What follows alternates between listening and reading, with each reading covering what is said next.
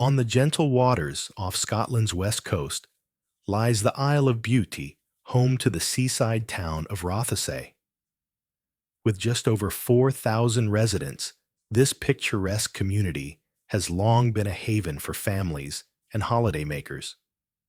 The island's narrow streets wind between stone cottages, and neighbors often know each other by name.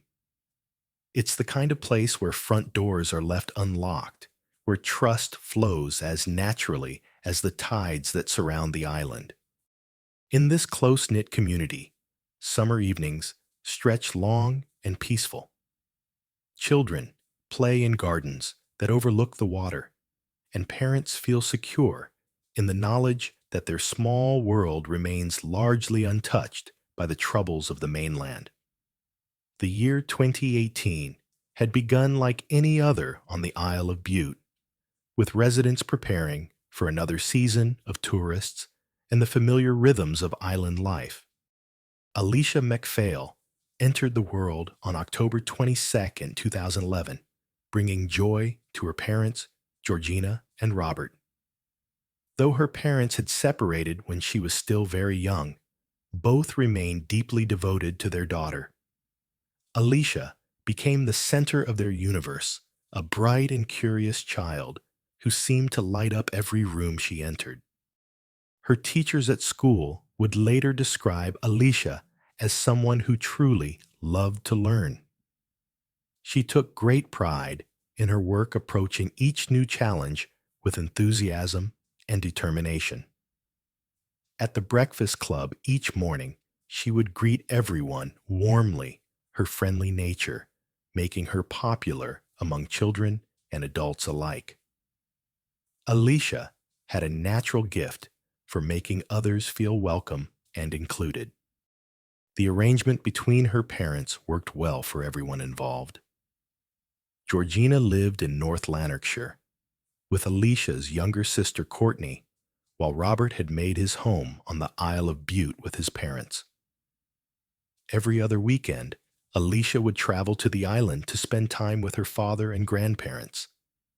These visits had become a cherished routine, allowing her to experience both the bustling life of the mainland and the peaceful rhythms of island living. As summer 2018 approached, plans were made for Alicia to spend her school holidays on the Isle of Bute. At 6 years old, she was excited about the extended time she would have with her father's family, the long days of exploration, and the freedom that came with island summers. Across the island, another family had been building their life in this quiet community. Aaron Campbell had arrived on the Isle of Bute as a young child, moving from England with his parents, Jeanette and Christopher, along with his younger sister. The family had settled into island life, becoming part of the fabric of the community. Aaron, now 16, presented different faces to different people. To many who knew him casually, he appeared charismatic and outgoing. He had even started his own YouTube channel, where he would share glimpses of his life and interests. Hey guys, it's Aaron Campbell here again for another video. So just wanted to say thank you very much for all the subscribers, he would say to his camera, documenting his sporting activities and daily experiences. However, beneath this public persona, Aaron struggled with darker thoughts and impulses. He had been dealing with depression and had a history of self-harm. His relationship with his family was complex, while some who knew the Campbells described his parents as kind and loving. Aaron himself claimed to have frequent arguments with his mother and felt that his father was often absent due to work commitments. As Aaron grew older, his behavior became increasingly concerning. He had begun experimenting with drugs and alcohol, and his thoughts had taken disturbing turns.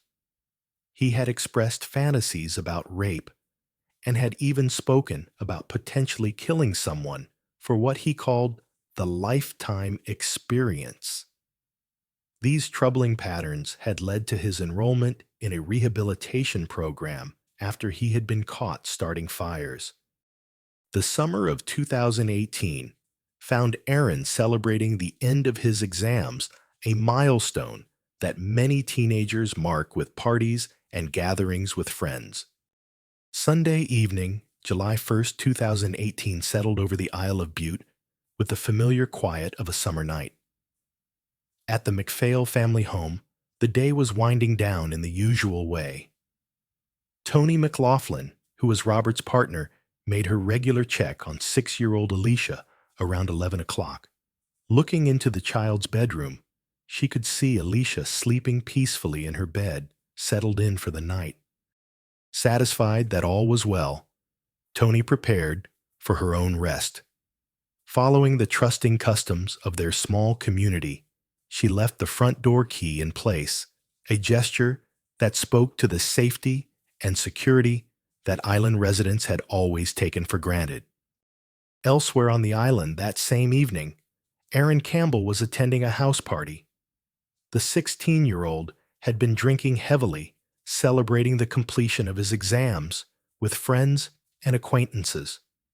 As the hours passed and the alcohol took effect, Aaron's mood began to shift in ways that those around him found unsettling. During the party, Aaron had an argument with his mother.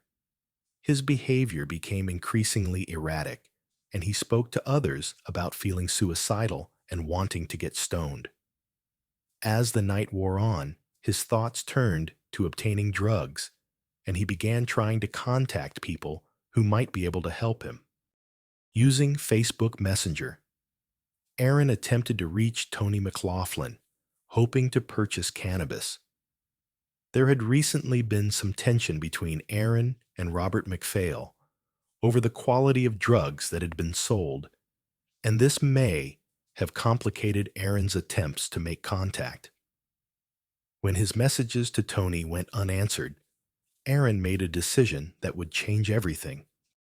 He decided to walk to the MacPhail family home, which was only a few minutes away from where the party was being held. Before leaving, Aaron picked up a kitchen knife, though the exact reasoning behind this choice would later become part of the investigation's most disturbing findings. Monday morning, July 2nd, began early for Callum Alsha's grandfather. Rising at 6 o'clock for work, he followed his usual routine, which included checking on his granddaughter. When he looked into Alsha's bedroom, however, her bed was empty. The discovery sent immediate alarm through the household. Callum quickly alerted Robert and Toni, who began searching the house and grounds. When it became clear that Alicia was nowhere to be found, they contacted the police, setting in motion an investigation that would soon grip the entire island community. As part of their initial response, the family checked Alicia's phone for any clues about her whereabouts. Toni discovered that there had been missed calls and messages from Aaron Campbell during the night. When she attempted to call him back, Aaron responded through messaging, saying that it didn't matter anymore, punctuating his response with several laughing emojis, a detail that would later take on sinister significance. When Toni quickly explained that Alicia had gone missing, Aaron's response was casual and seemingly unconcerned. "Oh, damn, I'm sure she's not went too far." This reaction, combined with the timing of his attempted contact the night before, would soon draw the attention of investigators. Later that same day, Aaron would send a Snapchat message to his friends that contained a disturbing element of what appeared to be dark humor. The message was captioned, "Found the guy that done it." This message, like the laughing emojis, would become crucial evidence in understanding Aaron's state of mind and his connection to Alicia's disappearance. Word of Alicia's disappearance spread quickly through the close-knit island community. In small places like Rothesay, when a child goes missing, Everyone becomes part of the search effort. Neighbors, friends, and even strangers join together in a massive manhunt that would soon involve not just local residents, but also professional search and rescue teams. The search effort was coordinated through multiple channels, including appeals on Facebook that asked residents to check their properties, outbuildings, and any areas where a small child might have wandered or hidden. A helicopter was brought in to survey the island from above, while the Coast Guard began searching the coastline and surrounding waters. The community response was immediate and overwhelming. People who had never met the MacPhail family personally still felt connected to them through the bonds of island life. Volunteers organized into search parties, methodically covering every possible area where Alicia might be found. The hope that sustained everyone was that she had simply wandered off and would be found safe, perhaps confused or frightened, but unharmed. Among those who joined the search effort was Jeanette Campbell, Aaron's mother. Like many others in the community, she felt compelled to help in any way she could. Her participation in the search would later take on additional significance as the investigation unfolded, particularly in light of what her own security cameras had recorded. At approximately 9 o'clock Monday morning, after hours of searching, a local resident made the discovery that everyone had been dreading. In a wooded area, roughly 50 minutes' walk from the MacPhail family home, he found Alicia's body. She was naked and had clearly been the victim of violence. The news spread through official channels first, but in the age of social media, information travels quickly through communities. Tragically, Alicia's mother, Georgina, learned of her daughter's death through Facebook before she could be officially notified, a cruel twist that added additional trauma to an already devastating situation. The scene where Alicia was found became the focus of intense forensic investigation. Every detail was carefully documented and analyzed as investigators began the process of understanding what had happened to her. The location itself, secluded but accessible, suggested that whoever had taken Alicia had some familiarity with the island's geography. The autopsy results would later reveal the full extent of the violence that had been inflicted upon the 6-year-old. The pathologist found that Alicia had sustained 117 separate injuries, which were described as catastrophic. These findings confirmed investigators' worst fears about the nature of the crime and intensified their determination to find whoever was responsible. On July 21st, Alicia's funeral was held with hundreds of mourners in attendance. The service became a gathering point for a community that was struggling to process the loss of one of its youngest members and the realization that their safe haven had been violated in the most unthinkable way. In the days following Alicia's disappearance, Jeanette Campbell continued to search for ways she might be able to help the investigation. As someone who lived on the island and knew the community well, she felt a responsibility to contribute whatever she could to the effort to find answers. Remembering that she had security cameras installed outside her home, Jeanette decided to review the footage from the night Alicia disappeared. Her hope was that the cameras might have captured something, perhaps a person walking by, or some other detail that could provide investigators with a lead. What she discovered when she reviewed the footage was devastating. The cameras had indeed recorded activity during the crucial hours when Alicia was believed to have been taken. However, the person coming and going from the Campbell home was her own son, Aaron. The footage showed Aaron entering and leaving the house twice during the time period when Alicia was missing. This discovery forced Jeanette to confront the possibility that her son might be connected to the crime that had shaken their community. After questioning Aaron about his movements that night, Jeanette made one of the most difficult decisions a parent can make. She decided to turn the security footage over to the police, hoping that it would help eliminate Aaron as a suspect and contribute to finding the real perpetrator. This act of conscience and civic duty, despite the personal cost, demonstrated the commitment to justice that characterized the community's response to Alicia's murder. Based on the security camera footage provided by his mother, police brought Aaron Campbell in for questioning as a witness. Their initial approach was routine. Aaron was being interviewed as someone who might have seen or heard something relevant to the investigation, not as a suspect. During these early interviews, Aaron presented himself as calm and cooperative. He showed no obvious signs of guilt or distress, maintaining that his movements during the night were simply related to his attempts to purchase cannabis. His demeanor was controlled, and his explanations seemed plausible on the surface. However, as investigators began to examine Aaron's phone and digital communications more closely, a different picture began to emerge.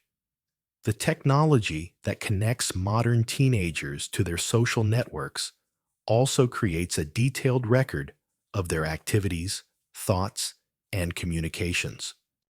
The phone analysis revealed several concerning elements. In addition to the Snapchat message Aaron had sent to friends claiming to have found the guy that done it, investigators found the Facebook messages he had sent to Tony McLaughlin the night Alicia disappeared. More disturbing still, Aaron's internet search history showed that he had been researching how DNA evidence could be detected and used in criminal investigations. This combination of digital evidence suggested that Aaron's interest in the case went far beyond that of a concerned community member. The timing of his searches about DNA evidence in particular indicated knowledge and premeditation that was inconsistent with his claims of innocence. The breakthrough in the case came when forensic scientists were able to analyze DNA evidence recovered from Alicia's body. Modern forensic techniques have made it possible to develop detailed genetic profiles from even small samples, and the evidence collected from the crime scene provided investigators with a clear target for comparison. When Aaron Campbell's DNA profile was compared with the evidence from the crime scene, the match was conclusive. The statistical probability that the DNA could have come from someone other than Aaron was calculated at more than 1,000,000,000 to 1, essentially eliminating any possibility of coincidence or error.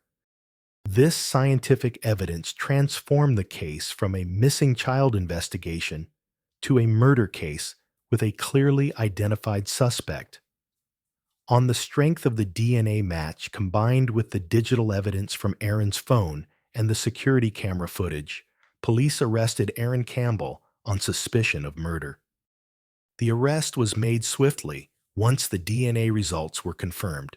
Aaron was formally charged the following day, beginning the legal process that would eventually bring him to trial for Alicia's murder. Initially, Aaron maintained his innocence, offering explanations that investigators found increasingly implausible. He claimed that he and Tony McLaughlin had been having an affair, and that after they had sexual contact in the garage, she had saved a condom and used it to plant his DNA at the crime scene. This explanation was not supported by any evidence and was contradicted by witness statements and other investigative findings. As the investigation continued, and Aaron faced more detailed questioning, the full scope of what had happened to Alicia began to emerge. The picture that developed was one of premeditated violence carried out against a defenseless child. According to Aaron's eventual admissions to psychologists and investigators, He had entered the unlocked MacPhail home around 2 a.m. on July 2nd. Initially, he claimed his intention was to steal drugs, but when he discovered 6-year-old Alicia sleeping in her bed, his focus changed completely. Aaron would later tell a forensic psychologist that upon seeing Alicia, all he could think about was killing her. He described it as a moment of opportunity, a chilling phrase that revealed the calculated nature of his actions. He picked up the sleeping child and carried her from the house. Alicia began to wake up during the journey, and when she asked what was happening, Aaron told her that he was a friend of her father's. He even gave her his t-shirt to keep her warm, a gesture that made the subsequent violence even more incomprehensible. The details of what happened next were, in the words of those involved in the investigation, nothing short of horrific. Alicia was sexually assaulted and then brutally murdered. The 117 injuries documented by the pathologist told the story of sustained and extreme violence inflicted upon a child who had trusted her attacker. After killing Alicia, Aaron disposed of her clothing by throwing it into the sea. He then dumped her naked body in the woodland area where it would later be discovered. Returning home, he took a shower to remove any physical evidence of his crimes. Aaron's behavior after the murder demonstrated a level of calculation and callousness that would later shock even experienced investigators and legal professionals. He returned to the crime scene a short time later to retrieve his phone, showing that he was thinking clearly about covering his tracks even in the immediate aftermath of the murder. When the time came for Aaron Campbell to enter his plea, he chose to plead not guilty to all charges. This decision meant that the case would go to trial, forcing Alicia's family and the community to endure a detailed examination of the evidence and the circumstances of her death. The trial began in February 2019, with Judge Lord Matthews presiding over the proceedings. The case attracted significant attention, both locally and nationally, as communities across the United Kingdom struggled to understand how such a crime could be committed by someone so young. Aaron's behavior during the trial became another source of shock and dismay for those observing the proceedings. Rather than showing remorse or emotional distress, he appeared to struggle not to laugh as evidence was presented. His demeanor suggested not just a lack of regret, but an apparent enjoyment of the attention and notoriety his actions had brought him. In conversations with forensic psychologists, Aaron made statements that revealed his disturbing mindset. He said that he was quite satisfied with the murder and appeared to take pride in what he had done. These admissions would play a crucial role in the court's understanding of his mental state and the risk he posed to society. The trial lasted 9 days, during which prosecutors presented the overwhelming evidence against Aaron. The DNA match, the digital evidence from his phone, the security camera footage, and his own eventual admissions created a case that the defense could not effectively challenge. When the time came for deliberation, the jury took just 3 hours to reach their verdict. They found Aaron Campbell unanimously guilty on all counts, including abduction, rape, and murder. Even as the verdict was read, Aaron showed no emotion, maintaining the cold detachment that had characterized his behavior throughout the legal proceedings. Due to Aaron's age, he was under 18. At the time of the crime, normal legal protections would have prevented the media from publishing his name or photograph. However, given the severity of the crime and the public interest in the case, media outlets argued that these restrictions should be lifted. In an unprecedented decision in Scottish criminal history, Judge Lord Matthews agreed to reverse the naming restriction. This meant that for the first time, a juvenile defendant in such a case could be publicly identified, reflecting the exceptional nature of the crime and the court's assessment of the public interest. On March 21st, 2019, Aaron Thomas Campbell was sentenced to 27 years in prison for his crimes against Alsha McPhail. The sentence reflected both the severity of his actions and the court's assessment of the risk he posed to society. Judge Lord Matthews, in delivering the sentence, made clear his view of Aaron's character and actions. You went into the house, and then her bedroom. You removed her from there and took her to a secluded spot where you violated and murdered her in the most brutal fashion, the judge said. Your attitude was clearly demonstrated by the evidence that you posted an image of yourself in a mirror while making a joke that you had found where the murderer was hiding. The arrogance and callousness of that is breathtaking. The judge went on to acknowledge the work of law enforcement and the community in bringing Aaron to justice. Thanks to the dedication of the police and forensic scientists ably assisted by members of the public, such as those who came forward when they found articles of your clothing on the shore, you were eventually brought to justice. Judge Lord Matthews also noted Aaron's complete lack of remorse. Not once during the trial did I detect a flicker of emotion from you. And that was also the experience of the professionals who interviewed you for the purposes of the reports. Aaron would later successfully appeal his sentence, having it reduced by 3 years. However, even with this reduction, he faced the prospect of spending more than 2 decades in prison. The impact of Alicia's murder extended far beyond the immediate tragedy of her death. Judge Lord Matthews specifically addressed the profound effect the crime had on the Isle of Bute community, acknowledging that the sense of safety and trust that had characterized island life had been fundamentally altered. The response from Aaron's own family reflected the complexity of the situation.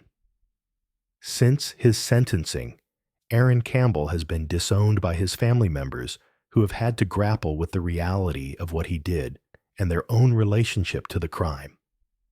The family that had once searched alongside their neighbors for answers found themselves connected to the very crime they had hoped to help solve. Law enforcement officials who worked on the case have continued to express concerns about Aaron Campbell's potential future threat to society. Some have gone so far as to suggest that he should never be released from prison, regardless of the terms of his sentence. These assessments are based not only on the severity of his crime, but also on his complete lack of remorse and his apparent satisfaction with his actions. However, the mathematical reality is that if Aaron serves his full sentence without further reductions, he will be released while still in his early 40s. This prospect continues to generate discussion about public safety and the effectiveness of rehabilitation programs for individuals who commit such extreme crimes at a young age. In the months following Alicia's death, the community that had been so devastated by her loss began looking for ways to honor her memory.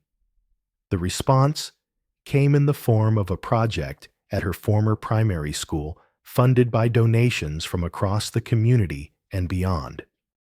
The school built a large wooden playhouse decorated with unicorns and butterflies imagery that reflected Alicia's personality and the things that had brought her joy. The design was specifically inspired by Alicia's love for her friends and her natural gift for connecting with people. The playhouse was intended to serve as more than just a memorial. It was designed to be a functional space where children could gather, play, and form friendships, continuing in some way the kind of positive social impact that Alicia had had during her brief life. The project represented the community's determination to create something positive and life-affirming from their collective grief. The memorial also served as a symbol of the community's commitment to ensuring that Alicia would not be forgotten. In a place where everyone had known of her, if not known her personally, the playhouse became a physical reminder of the child whose death had changed their world forever. The murder of Alicia MacPhail became one of those cases that reaches beyond its immediate circumstances to touch something fundamental about how communities understand safety, trust, and the nature of evil. For the Isle of Bute, it marked the end of an era of innocence, the time when doors could be left unlocked and children could play without fear. The case also highlighted the crucial role that modern forensic science plays in criminal investigations. The DNA evidence that conclusively linked Aaron Campbell to the crime, combined with digital forensics that revealed his online activities and communications, created an overwhelming case that could not be disputed. The investigation demonstrated how a community can come together in crisis, while also showing how that same community must grapple with the reality that the threat came from within their own midst. The security camera footage that ultimately helped solve the case came from the perpetrator's own mother, illustrating the complex ways that justice sometimes emerges. For Alicia's family, the legal conclusion of the case could never truly provide closure. The loss of a 6-year-old child leaves a void that no verdict can fill. However, the thoroughness of the investigation and the certainty of the conviction ensured that their questions about what happened were answered, even if the larger question of why such things happen remains forever beyond reach. The dedication shown by police investigators, forensic specialists, and community volunteers in solving this case reflects the best of human nature responding to the worst. Their work ensured that Aaron Campbell was held accountable for his actions, and that the truth about Alicia's final hours was established with certainty. Tonight, as we consider this case, we remember not just the crime that shook a community, but also the child whose brief life brought joy to those who knew her, and whose memory continues to inspire efforts to protect and nurture the young lives that depend on all of us for their safety and care.